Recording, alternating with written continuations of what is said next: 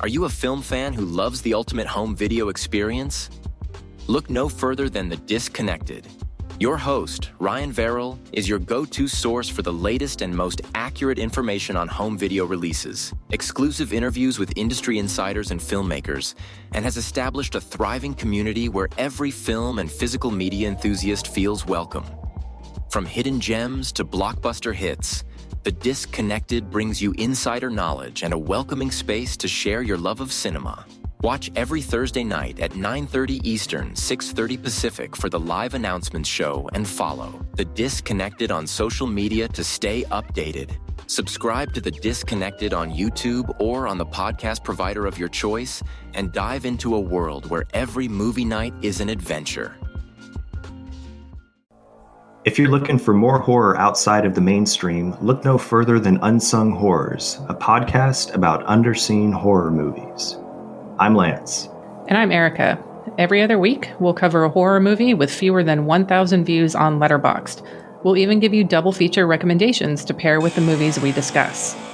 From gothic to shot on video, from slashers to comedies, from giallo to J-horror, we'll cover all the subgenres. So join us as we unearth these hidden gems of horror.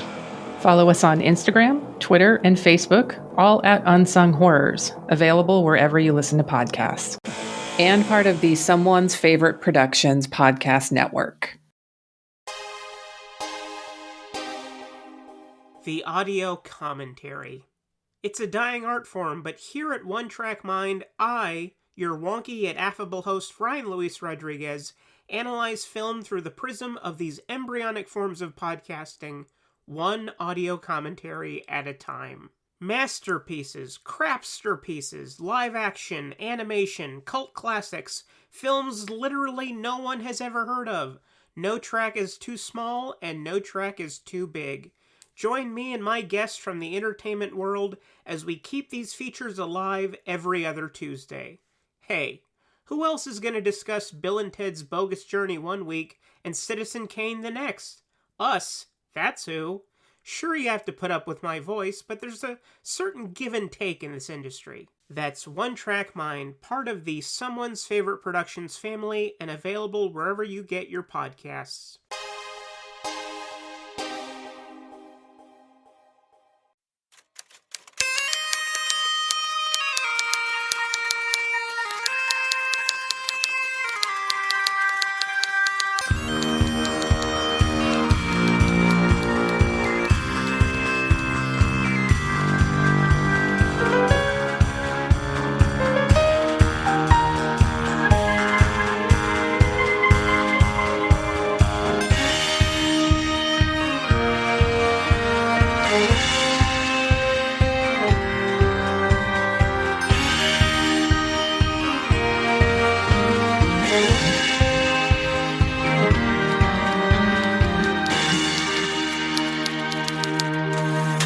Popular folklore would have us believe that there exist in the underworld ruthless men who fear nothing.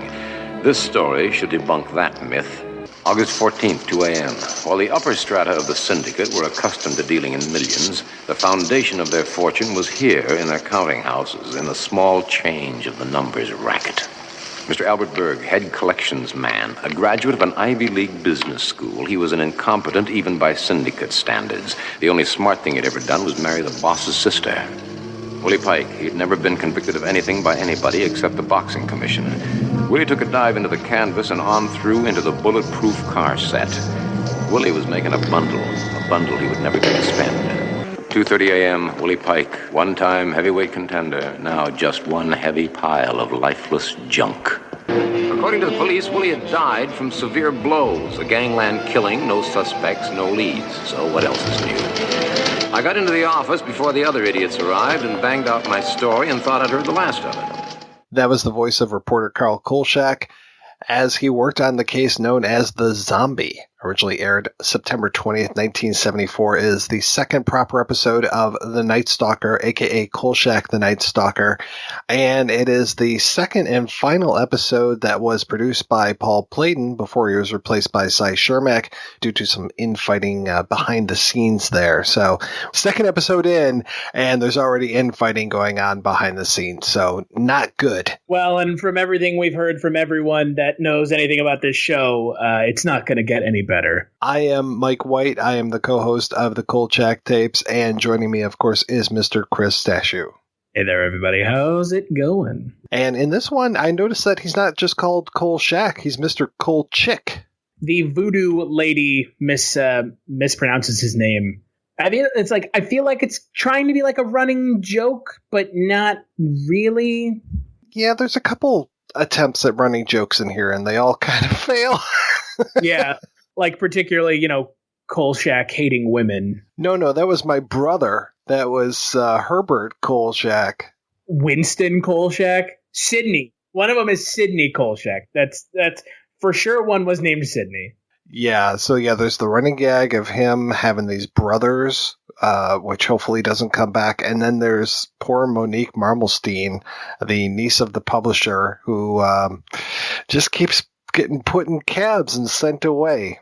Yeah, another, Kolchak being kind of a misogynist. But again, it's, TV from the 70s, so who cares? How dare she try to have a job on her own?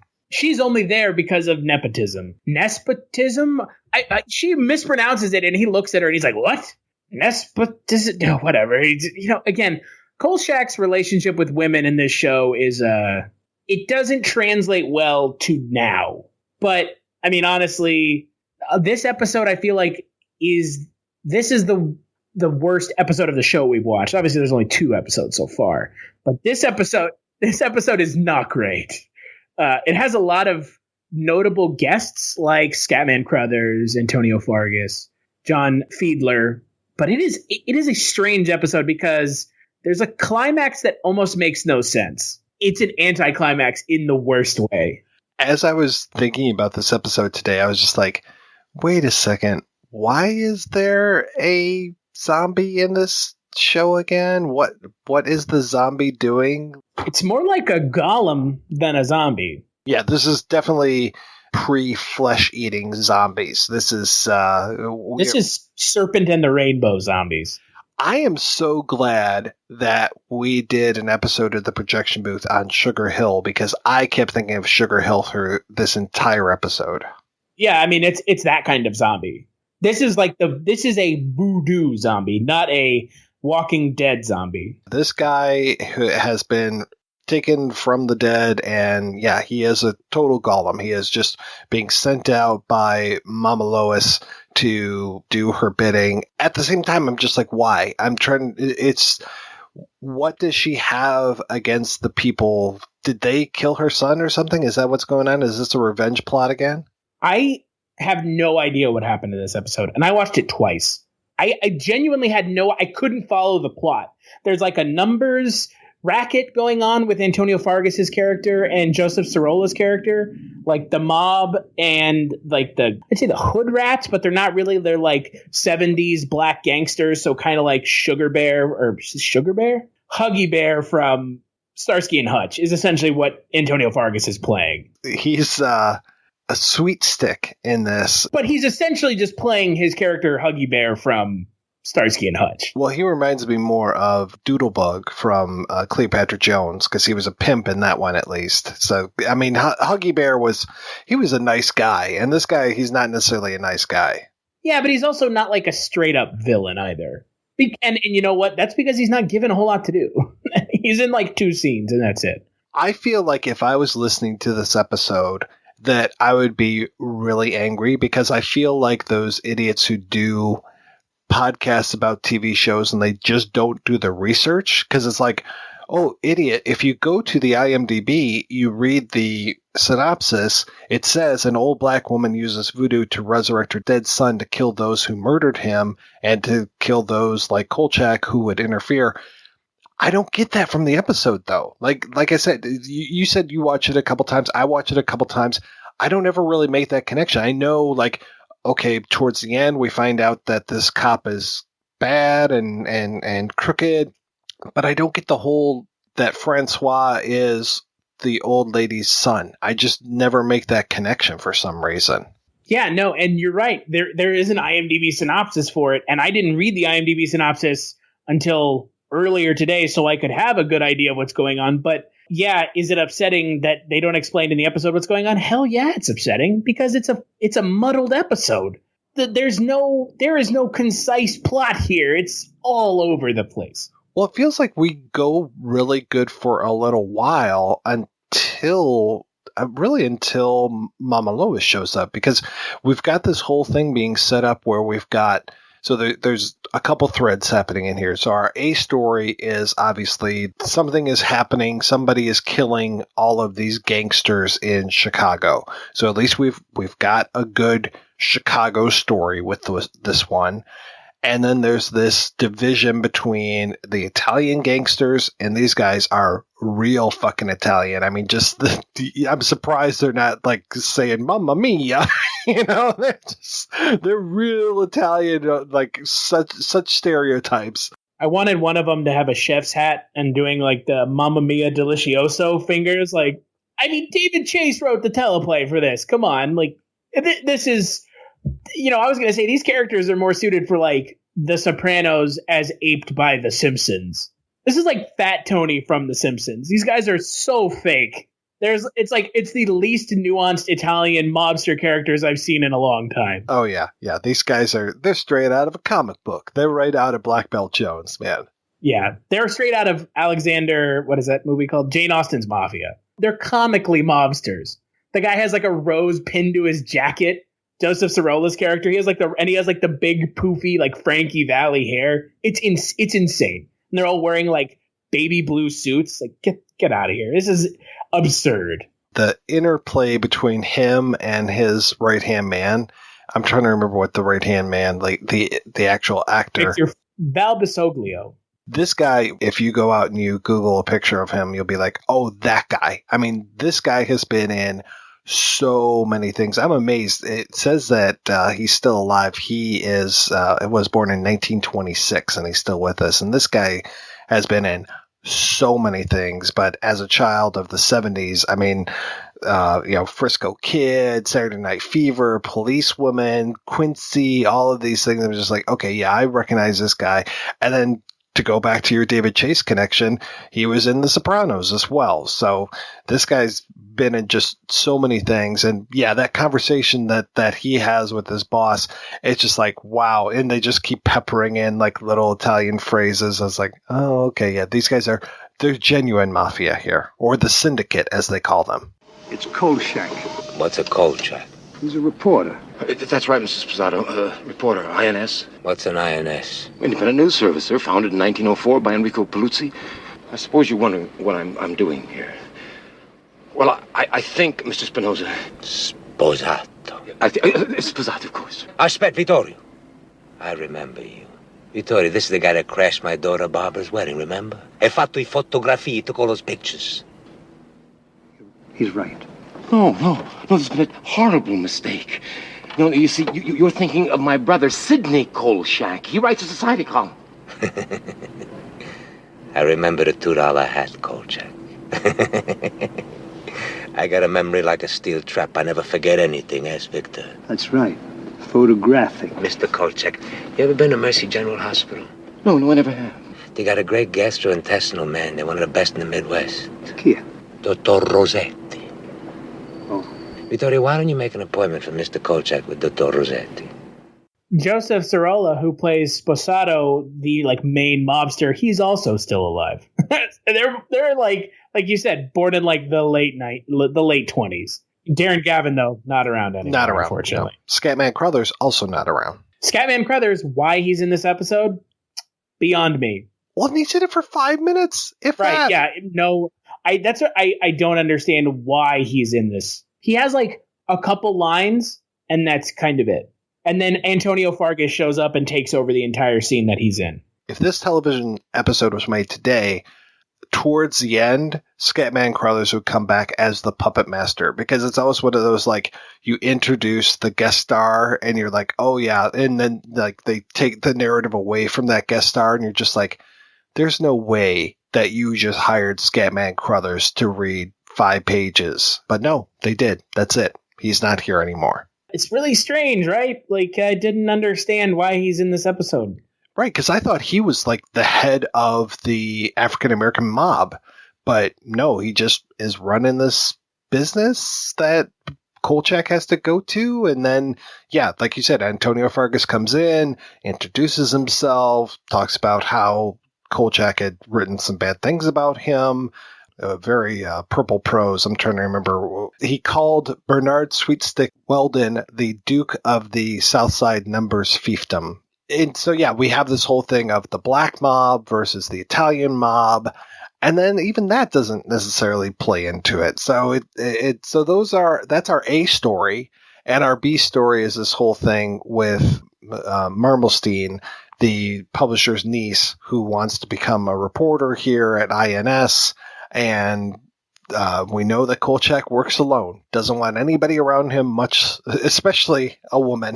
Get her out of here. So every time they get into a situation, he pretty much just takes her, puts her in a cab, and sends her away.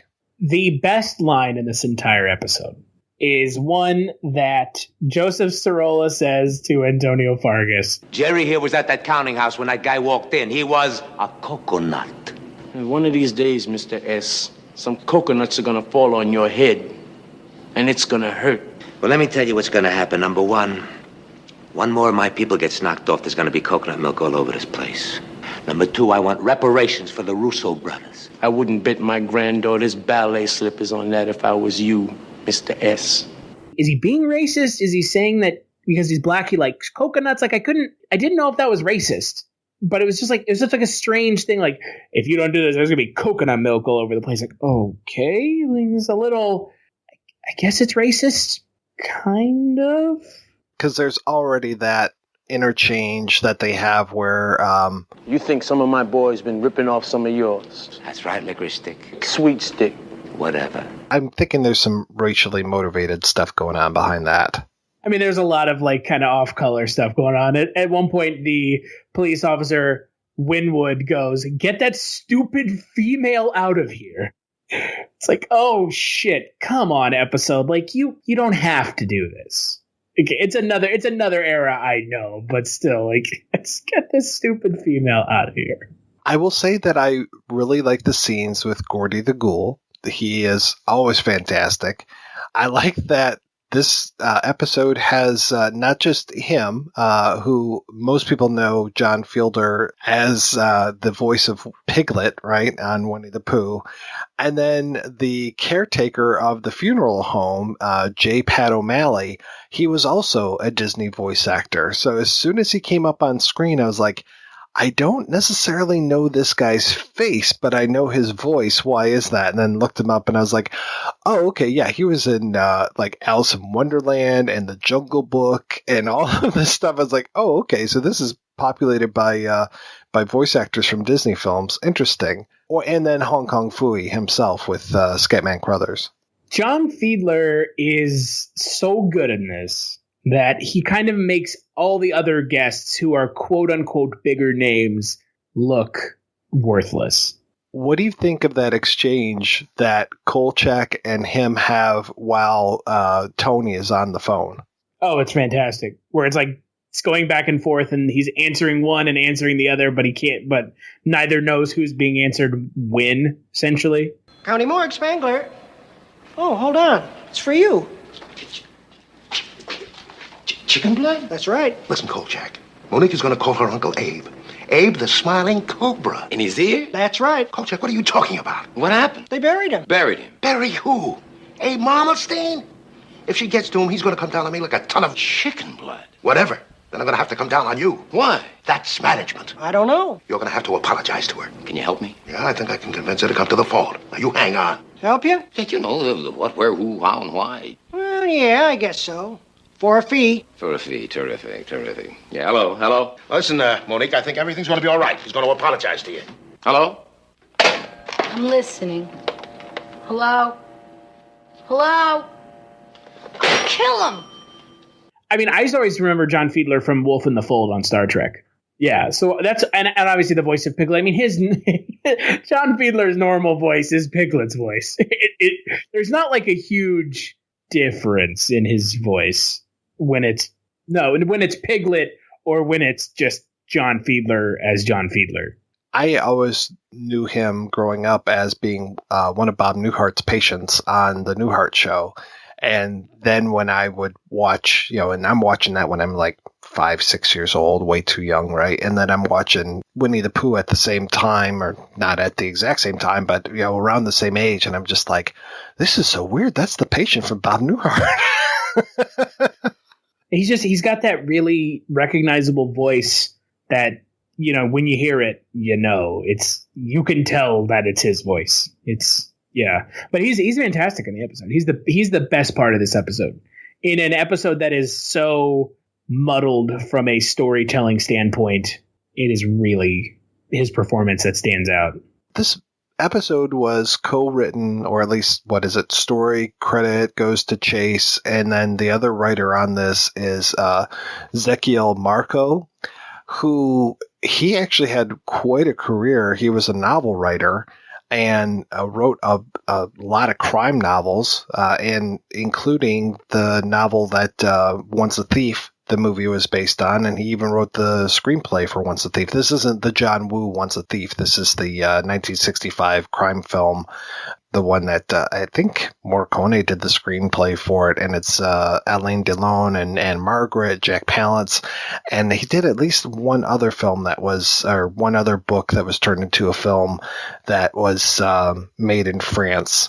Did some great work. And so I'm wondering if that's, if he kind of brought the crime element to this screenplay. But I mean, it's natural. You're going to set something in Chicago. You're going to mess with the mafia. But yeah, I mean, they just made these cartoon character mafiosi in here. Yeah, they're unrealistic mafiosi. And it detracts from the episode. They're not supposed to be funny, but they end up being way more comical than they should have been.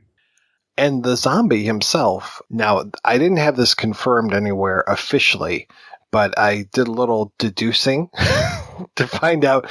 So the guy who played the zombie, who played Francois Edwards, his name is Earl Faison, and he was a former football player whose nickname in the NFL was Tree. And this guy is huge. Now, I hear the name Faison, and I'm just like, okay, I wonder if he's related to Frankie Faison. Now, I'm not saying that they are brothers, but I'm saying that they're born 10 years apart and they're born in the exact same city. So I'm pretty sure that these guys are related. Maybe they're cousins. I don't know. But I couldn't find that cool, little known fact. This was, Frankie Faison's brother. And I have to say that that's a really good scare in the episode, is towards the end when Kolchak is trying to disarm the zombie by pouring salt in his mouth. So I guess we go back to Supernatural with that one. They're always fucking using salt, or at least in the first 5 years of that show they were. And when his eyes open, I actually emitted a small scream. I felt like because of how muddled this episode was, towards the end when we finally get to see the zombie, I was just kind of like, okay. Like, it wasn't, I was not invested in this episode because this episode didn't do a whole lot to warrant being invested in. So when it came to the point where Kolchak is in the junkyard facing off against the zombie at the end, it felt kind of wasted because of how bad the episode had been up until this point. Yeah, I really wish there had been better motivation of these characters. I mean, it took me at least 3 or 4 viewings of this episode before I realized that Antonio Fargas crushes Kolchak's recorder, and that's why he's got the new recorder, and that's what screws him up by not knowing how this new tape recorder works, and that's what gets him caught by the mob guys. So it's just like, wow, that was really subtle that happened, but okay. But there were a lot of things where I'm just like, yeah, no, I'm not really catching it. There were a lot of times where I'm just like, I can't see what's happening on screen right now because it is so bloody dark. Yeah, that's the other issue I had with this episode. Whatever was happening on screen was it was like viewing, this was like, oh, what's that guy's name? The guy who directed End of Days. It was like he shot this episode. Hyams? Yeah, it was like End of Days, dark. And that movie was essentially shot through mud on the lens. It looked just like that. It was just as dark, and you have to be able to see what's going on screen. You can't expect us to have no idea what's going on.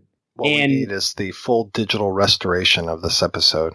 Yeah, right. Criterion needs to get on this one. Yeah, right. No thanks. The quality of the story and the quality of the shots in this episode just leaves so much to be desired. And there's also like a character in this episode that's kind of just, he keeps mentioning him, and it's almost like Deus Ex Machina, the monk, that I don't know if it's ever going to come back, but it made me roll my eyes because I was like, this character, this is literally just plot convenience. Just like basal exposition. You know what I mean? Like it's literally so he can go and just write off how he figures out about this stuff. Well, I want to ask, do we, other than maybe on a slab, do we ever see the Russo brothers that they keep talking about? No. Like there was so much going on in this episode that's either not mentioned or not clarified. All right. I'm glad that I'm not the only one, because I was feeling really stupid before we had this conversation, because I was like, I just don't understand everything that's happening here. No, it's, like I said, I watched it twice because I was like, maybe I missed something. But this is a thoroughly confusing episode, and not because it's like trying to do something interesting. It's thoroughly confusing because it doesn't do enough. It doesn't take the time to develop a story that's concise and easy to follow. I will give it a shout out as far as the good stuff we talked about. Some of the dialogue being snappy at times. Gordy the Ghoul being fantastic. The music worked very well in this episode. I have to say, Jill Melee's score was good, but there wasn't a whole lot else happening with this one. And even the part where Mama Lois is using a voodoo doll of Kolchak, or like possessing him, that scene, I had no idea what was going on. Like, I know what they were going for from just like a trope standpoint of having seen enough zombie and voodoo related stuff in the past, like Serpent and the Rainbow, stuff like that. But I knew what they were going for, but it was so poorly executed. The episode really felt like it lost steam probably around like the midway point. I mean, the intro to it I thought was great. I thought that Carl, his voiceover is always good. And the way that Tony comes in and does that whole like, oh yeah, I read your piece, it was fantastic. And he's like, oh, you must be a speed reader, I just finished it. Like, I like that interchange, and Tony, kind of foisting Marmelstein on him. I thought that was really good. Believe it or not, I actually wish there had been more of her character in this episode. Well, she was an interesting character that actually had an interesting interplay with Kolchak, and I believe she comes back. She'll be a regular for us. So that's good. John Fiedler is coming back. Scatman Crothers probably got a nice little paycheck out of this. Let's hope that he at least made the boat payment that month. Right. And the character of the monk might come back. I would like to know what church in Chicago has a monk, an actual monk that is at the church. The other thing that bothered me about this episode is the end of the episode. The end narration is really good. Another thing that irked me was the end narration being so good and being wasted on a mediocre episode. Kolchak is essentially like daring the audience to go and prove him wrong, and he knows that they can't because he saw everything. If you care to venture out and exhume the corpse, be my guest. Then he looks at the camera, and that's it. Yeah, it was nice. It was kind of a breaking of the fourth wall. This is so silly for me to say, but I'm going to say it anyway. I really like McGavin's thing where he is miming the sewing of the mouth being shut. And then even does the miming of snipping the thread. Like biting it. Yeah, it's such a nice little touch that he does there. It's like, wow, that's really nice. Those are those moments where you're just like, this is why I like this guy. Yeah, it's just, again, it's a shame that this episode is so bad. And, we talk a lot about the setting and how it's kind of a mistake to keep him stuck in Chicago. This episode, it actually makes sense that we have Chicago and they're using this kind of mafioso story, that we've got the South Side guys who are these African Americans. I'm just like, okay, this makes sense that we have this story unfolding here. So I don't think we'll necessarily see that in every episode moving forward, but I thought that they used the setting very well this time around. Yeah, I mean, they really played up to the strengths of what probably was the perceived nature of the city in the mid 70s. And again, it's really unfortunate that the episode is so mediocre that it takes advantage of it, but it just doesn't do anything. It's not good. It's not good. Well, I feel really bad because I interviewed Antonio Fargas for this, but he only really talked about Kolchak for maybe about 5 minutes. Said he liked working with Darren McGavin. That was about it. I mean, really, this was probably a day's work for the guy, maybe 2. So, and with him doing so many TV shows in the 70s, it's amazing that some of these actors can even remember some of the shows that they were on. So I'm going to play the interview in toto on the July episode of the Projection Booth for I'm Going to Get You Sucker. So if folks want to tune in to hear that over there, but didn't have anything specific for this episode, but hopefully we made up for it with the last episode, having a really good interview. And then in a few months here, we'll have a pretty, I think it's a good interview with a character who's not in this episode. No, he's not in this episode, and the lack of him being in this episode is definitely felt. I could have seen some good interaction between him and Marmelstein. I think I'm excited to actually see those two on screen together at the same time. But I honestly don't feel bad that he wasn't in this episode, because this episode was such a stinker that I don't think his character being in this episode would have saved it. Yeah, it felt like it needed another rewrite or something, and maybe a better cinematographer in it. For sure. There's a lot in this episode that feels like missed opportunity after missed opportunity. So. Well, we don't have any sort of a rating system on this show, or else we'd give it, I know some people give, 4 out of 5 typewriters, those kind of things, but I would say, don't rush out to see this one. 2 out of 5 pork pie hats. Yeah, there it is, pork pie hats. 2 out of 5 glasses of that sweet, sweet coconut milk that they're talking about in that episode. This is the worst Kolchak thing that we've watched so far. This is worse than the Norliss tapes for you? That's not Kolchak. That's like another thing. But this is worse than the Norliss tapes, obviously. I mean, it is. If we're talking about everything we've talked about up until this point, right now is the worst thing that we've talked about, without a doubt. At least the Norliss tapes, the Norliss tapes was problematic for me because it just felt derivative. But at least it told a story that went from point A to point B to point C. This episode goes from point A to Roman numeral X to point C back to point B. There is no through line in this episode that makes a lot of sense. And it's really disappointing. So next month, are we going to be doing an episode of the old series or the new series of Kolchak? The old series. You said it was two on, 1 off. That's what you had told me. I have to wake up at 6 in the morning on Saturday to record a fucking podcast with you. Get the fuck out of here, Mike. Well, that will be, they will be, aka the UFO. So I'm excited to talk about that one. Hopefully that things get a little bit better on that episode. So Chris Stashu, where can people find you on a day-to-day basis? They can find me over at cultureshocked.com, culture with a K. And you can also find me co-hosting the Culture Cast, where we do monthly themed movie marathons and also cover most of the big movies that come out during the year.